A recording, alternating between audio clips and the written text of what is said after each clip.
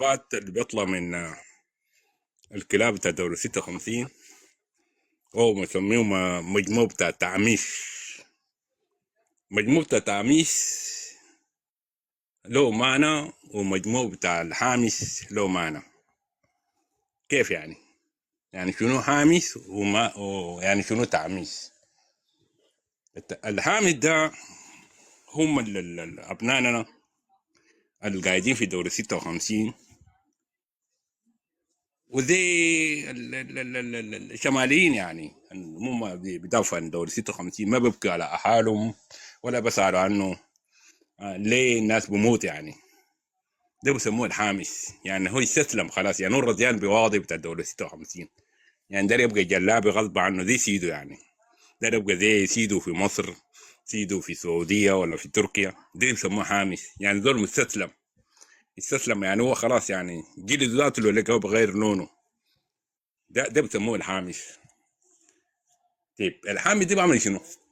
بيجي محمش الناس الآخرين. الحامس تاني ذلك الفعل اللي بيفعلوا زي عمار والجنود اللي بيرسلوهم يقتلوا النادل وديل. الافعال اللي بفهموها امسى قوش ما تجيب حي. كده نرجع شويه خلف الصراع اللي حاصل في محافظه هيبان، وكلام ده دايرين ناخذوه بالجديه. اسمعني بس اللي هيبان يعني، وكوده تحديدا. يعني ليه هيبان ده؟ يعني في كم قطعات بتاع حركه شعبيه. اسمعني بس الا في مقاطع بس. ومن هو ذاته قاعد يلعب اللعبه ده؟ ليه يعني؟ اسمعني ده يعني كله قلنا محافظ هيبان بقى بولا ده ما عندهم حكاماء، ما عندهم ديلك. حتى احنا طور ديل يعتبرهم انهم الناس بولا ده ما بفهموا اي شيء. هين الحكاماء بتاع النوبه ديل يقلبوا محافظ هيبان انه يسطر عليه ويثبتوا. لا، الموضوع ده فوق حنا شويه يا اختي. وكلام ده قلنا لاخواننا ناس غولي. النوبه قاعد فوق يفهم الكلام ده كويس. خلاص، من كان انت كنت مشهور عالميا انت دمرتها في يدك، يعني انت حرقت بيتك. عشان كده الناس اللي هسه بدعمكم وبيقول لكم انتوا ابطال وانتوا مظلومين وانتوا زي ما قالوا قبل بنت الكشيف، ده نفس الناس اللي كان زمان بيجي بطائرات وبيجي بمدافع بطبع حنا. ما عنده لاقي حاجه عشان يقول شنو يتمنى لك اني عشان انت طور انتوا مقاديه ولا كده.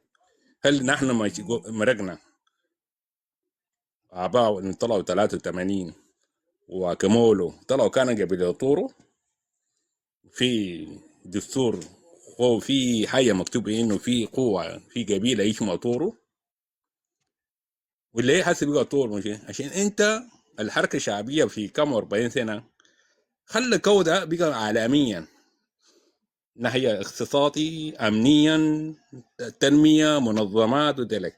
ده برضو أنت ما استعملت الحكمة، أنت كنت المستفيد.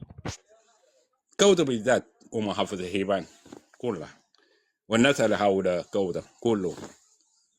هسه أنت حركت مدينتك، هجرت المواطنين بتاعك بيدك بدون هدف بدون مشروع بدون اي شيء. حتى المواطنين ذات بتاع طورو انا قلت انه بيقتلوا من يزد منه، العكس انه يزد حتى قاعد يدافعوا عنه بيخطوا، وانت ما شافوك اللي انت عملت ما اللي يا طورو. شفتها؟ فيا لما واحد يجي اختك بالكشيب او كجور او كنداكا يقول لك نحن ناس كوده نحافظ على كوده ونحافظ على مناطق محرره، مش انها اساسا ان محل ده اتبراك. انت ما بنيت اتبراك، ما بنوا طورو براو. ما انت كنت قاعد قبل 83 كان كوده كان معروف كان مدينه شنو يعني قبل 83. ما كوده اتأسس في 2000، في 2000 وبقياده عبد الحلو ذاته الليله خليته. يعني يسيبوها الوصايه اللي خلاها عبد الحلو جاء نفذها بحرفا. عبد الحلو حرفيا خلى مناطق كلها رات الرئاسه بتاع الحركه الشعبيه في محلها كلها. كان يعملها في غربيه، يعملها في الجلود، يعملها في التروجي، يعملها في لغاوه، يعملها في جلامي، يعملها في التلودي، يعملها. لكن جات ينفذ الوعد، نفذ الوعد والوصايا. جات قاعد هو ذاته في الكوده ان المدينه دي لازم يتعمر، يكون في التنميه، عشان يكون في التنميه لازم الناس يتعلموا، يكون في مدارس، يكون في مويه، يكون في صحه، يكون في منظمات، كل شيء. مش يحب لدي، لانه انتوا جزء من الشعب. المشروع بتاع السودان بتاع كل السودانيين ما فيهم نوبه انت قاعد تتكلم فيه، لكن اللي لقينا في النوبه شرفاء وفي النوبه ظهروا في حركه شعبيه خمسين. فالمثل بدينا هسه الشيء اللي حصل في جوا النوبه دي لاخواننا اللي هسه الخاينوا عبد الحلو ده هو داري خاينه، زي ما تي جفاره ترك بلد ابوه وطن بتاعه مشى يدافع عن شعوب في كوبا. دينا هين جا سلموا لي سيدو يعني، سلموا لي دي دينا عبيد. يعني انتوا بعد 40 سنه ان عبد الحلو بقى جنجاوي، بعد 40 سنه بعد مين قياداته والرفاق بتاعه الجو عمر لك الكوته دي، خلى فيه المتحده قاعدين فيه وبنى فيه مطار وبنى. من هو الاباء الاوائل ما في النوبه عملها بقياده عبد الحلو، لكن بين هي عبد الحلو طلعتوه فيه الرفاق بتاعه كلهم خاينتهم. طيب نيجي نقول الناس دي كلها كعابين، نقول كله من عبد الحلو وقيادة بتاع جوكود وبتاع حاكم اقليم بتاعه ودبال كله نتيجه دي كله كعابين. الطورو دي اللي قاعدين في حركه شعبيه نسميهم كده، الطورو الجنود دي اللي قاعدين في حركه. في 40 سنه يتعلموا شنو؟ دي علمك تحجر المواطنين بتاعكم. دي رساله لاطورو مش لهيبان، لاطورو.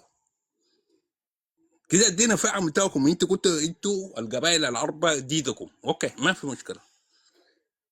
حتى منو الفعم بتاعكم في 40 سنه؟ شنو اللي قدمتوا لي شنو هسه بعد 40 سنه؟ وحتى في 4 شهور عملت شنو في الكوته؟ بنى عليكم، انت قلت لا نكرتوا، ها انت عملت براك الكسر، قاعد يكسر كوته منه، قاعد يحرق كوته منه. في الجيش الشعبي مع متعاونين بتاعهم قاعد يحجر مواطن بتاع كوته ذاته اللي موتوره. لكن ما اسمين تراوي القاعد في مقاطع بتاع هيبان، في اذا كانوا في مناطق بتاع تيرا، اذا كانوا في مناطق ليرا، مناطق ابل، شويه، الاقرب مناطق للكوته ما في دول ضبعوا ولا حجروا. وفي امدورين كلها، امدورين بحالها كلها، في اجرون، في الليمون، في دباجه، في كرونغو، في فولا، في دلامي، في حدرة وميتان، ما سمينا الكلام ده. لكن سمينا ده ليه انتوا بكل كفاءاتكم وبمفكرين بتاعكم تحرقوا مدينتكم يعني؟ وليه تحجروا سكانكم هسه منو راح هسه منو؟ الناس اللي مرقوا كله طلع من ده هجروا هسه ده. هل طوروا كل المواطنين بتاع طور ديل ما بفهموا؟ ما شافوا انه منو قاعد يقتلوا؟ يعني في ذول بقتلوا وبيجي تاني بيسلق بيجري مع حدا انجاز يشغل مع الناس الكعب معهم، يشغل مع تيرا اللي بقتلهم، ليرا هو اللي بقتلهم، شويه هو اللي بقتلهم، المور هو اللي بقتلهم، كواليب اللي بقتلهم. ولا انتوا اللي قاعدين في الميديا ديل بتكذبوا؟ يجي القروش الجلاب قال لما تاكل قروش جلابه ممكن تبيه امك وابوك يعني. فخلاص ما في حي تاني تبقى له.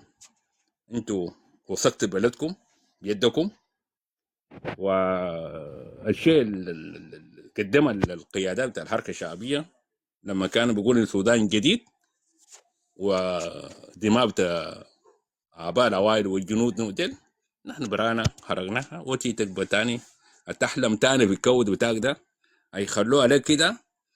تعال جيب منظمات بتاعك، منظمات ذاتهم بيجوك. جبت لو جبت كوبرجيل ولا اللي اسمه منو العم فيه شغال عامل في سفاره امريكيه اسمه منو جدعون ومنو ديلك، نقول له ايه منظمه هو كنيسه جامع قال لي تعالى مش عمل لنا جامع، يقول لك لا ما بمشي كوده، لان الناس كوده بطبع الناس بحرق الناس بقبض المواطنين. تاني ما في امني، تاني ما في دول بيجيك هناك، لان انت ما قاعد تدرك الخطر اللي يعني انت تصدق ان عمار، انا ما اقدر اقوله بخشمهم وكده، يتمنى لك انك تكون ده الرمز في منطقه بتاعك يا تراوي. انت ليه ما فكرت خارج الصندوق يعني؟ ليه ما تخلي الحكومة التأسيس يمشي والسودان الجديد يطلع والحاكم الجديد يسلم السلطة بتاعه؟ شوف يقدر يعمل شنو جديد، وحافظ على مدينتك ده بكل الحاجات دي. ما في دول بيشيل منك. يعني لما بنوه ما بنوه لأطورو ولا بنوه لقبيلة ولا لمباركوت، مش مبارمونو بوليس ولا ذلك. أو حتى نفس ضباطكم اللي قلتهم هم شرفاء وخاينوا، يعني ده جروا مشوا، جروا خلاكم قاعد تبكوا براكم. جروا زي اسماعيل الجلاب، جرى زي تلفون كوكو، جرى زي دنيا كواتي، زي ناس مباردون و يا سرمان. خلوكم في الورطة. ولا لقيت الناس كباشي والناس منو اللي يشمونو كافينا ولا المكوك دق لكم دلوكة، لكن ما لقيت زول ينقيكم، حتى مؤشرات ما لقيت يدكم. يا هو نفس الزول القيادات اللي موجود هسه بقيادات بتاعتهم، يا حتى بجنودهم وقبائل اللي انت قاعد تكرههم ديل، يا حتى بامهاتهم قاعدين يزقوكم المويه، بحفزوكم لانه عارفين انتوا انتوا خلاص يعني.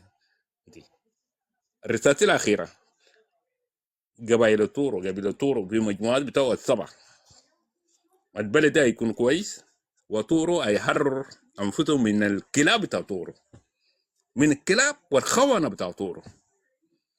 كل طورو واتكلم عن تاجر بقبيلة طورو هتدفع الثمن بيناتكم. يعني انت تاني دول بيحرككم الا توراه يقول لك تعال خش، لكن ما في توراه تاني بيقول لك تعال خش، ما في بتلقى تاني. والله انت تقول غالي بيقول لك لا انا ما بنعرفك تاني، انت ما غالي. توراوي هو بخليه تخش كوده ولا بخليه تخش كيريندي ولا في قنيامه ولا ديلك. ممكن تكون توراوي في خارج السودان في مناطق تانية، لكن عشان تاني تشوف كوده بعينك انت خلاص انت معرس. يعني انت تاني دول بيحرككم الا توراه يقول لك تعال خش، لكن ما في توراه تاني بيقول لك تعال خش، ما في بتلقى تاني. والله انت تقول غالي بيقول لك لا انا ما بنعرفك تاني، انت ما غالي. توراوي هو بخليه تخش كوده ولا بخليه تخش كيريندي ولا في قنيامه ولا ديلك. ممكن تكون توراوي في خارج السودان في مناطق تانية، لكن عشان تاني تشوف كوده بعينك انت خلاص انت معرس بتكوده، لان انت عملت في مواطنين في امهات في جن ما عملت له حمايه. والناس ديل بيحرروا وبرقوا في الكوته وبيعيشوا في الكوته، وباخوانهم اللي انت كرهتهم كلهم ديل في جدي حكومه جي. ومشروبة السودان ماشي، عبد الحلو هيمشي زي ما مشى اخوانه والرفاق بتاعه. جوغوتا يكون قاعد هيمشي زي ما مشى اخوانه. ناس عمار كل ما يمشوا اذا ده يمشي هيجي مليون زيه. لكن انت اللي انت عملتوه في الكوته ده بيدكم بحجتين ارض وما ارض. انت 200 200 200 انت جاي تغنى الناس 200. انت 200 عندكم ارض 200 ده عارف الارض ده 200 عندك. يعني انت كنت عندك ارض وباقي النوبه دي كان ما عنده ارض يعني. يعني انتوا كان الوحيد في جبال النوبه من كده تبين هي الشعب بتاع وقبيله التور هو الوحيد كان ماسك في جبال النوبه دي. يعني النوبه دي كله ما كان اجانب يعني. كويس نشوف. وليه مشيتوا للناس دي ما تقعدوا في اراضيكم؟ ليه جريتوا خليت المحل ده هاجرت ليك ما كنت تقعدوا؟ لان انت كنت خمين الناس دي المساكين ديل اللي ما عندهم اي ذنب واللي ما عندهم اي شيء، ركبتهم جريمه وانت جريتوا اجل قروش دي. والله انا اسف جدا. لكن بحيي كل المكوك بتاع جبال النوبه ال 57 مكوك بتاع جبال النوبه كلهم ال 57 ربنا يحفظهم ويباركهم بقياده الحركه الشعبيه من عبد الحلو والنواب بتاعه والسلطه المدني بالنواب بتاعه والحاكم الكليم جبال النوبه بنواب بتاعه والشرطه. والخاين هيدفع ثمن. بعد 40 سنه لقينا انه في شعب ما سميناه في كتب بتاع تاريخ السودان الا سميناه في جبال النوبه. هنا في الشعب اسمه شعب جبال النوبه. لكن جينا في 2026 سمينا في قبيله بقى الشعب وهو الحركه الشعبيه وهو. لكن بالنهايه لقينا هو تاج هو اسوأ من بوكا حرام. بقى اسوأ من ديلك افراد ولا عندهم علاقه بدي. يا ولد جروا التسع ضباط معقول دي التسع ضباط بتاعهم ديلك المروا بعد 49 سنه ولا 43. دي قياده والله لو الناس دي جابوا عشان يكونوا مكوك لطوره والله الناس دي دبوكم ليل ونهار. نابليون جديد وفرعون جديد. لكن نشكر كل القيادات بتوع طور الرواهين الموجودين في المناطق المحررة، السحموا لحماية المواطنين وإخراجهم. وإن شاء الله المنطقة يكون كويس. لكن انتوا اللي عاملين جوطة خارجي كتير، اللي في الجوبة يوقف في الجوبة، وانت تيجي خش وين؟ نحن ما بنخليك تخش ذاته هناك جوا، ما بتخش. هتيجي خش وين؟ ما في طريقة تانية. قال لك الفنان، قال لك خلاص قفل السوق جو برا، الجوا الجوا والبر برا. يلا يلا يا ابو بوليس، بورتورس منو، يونان منو، برجيل منو، انت خلاص اللهكم يعودكم الكودة بتاعكم في اوروبا وكده، والكودة بتاعنا قاعد محررة وفوق الرمز بتاع الحركة الشعبية. وتحياتي يا جماعة. والله انا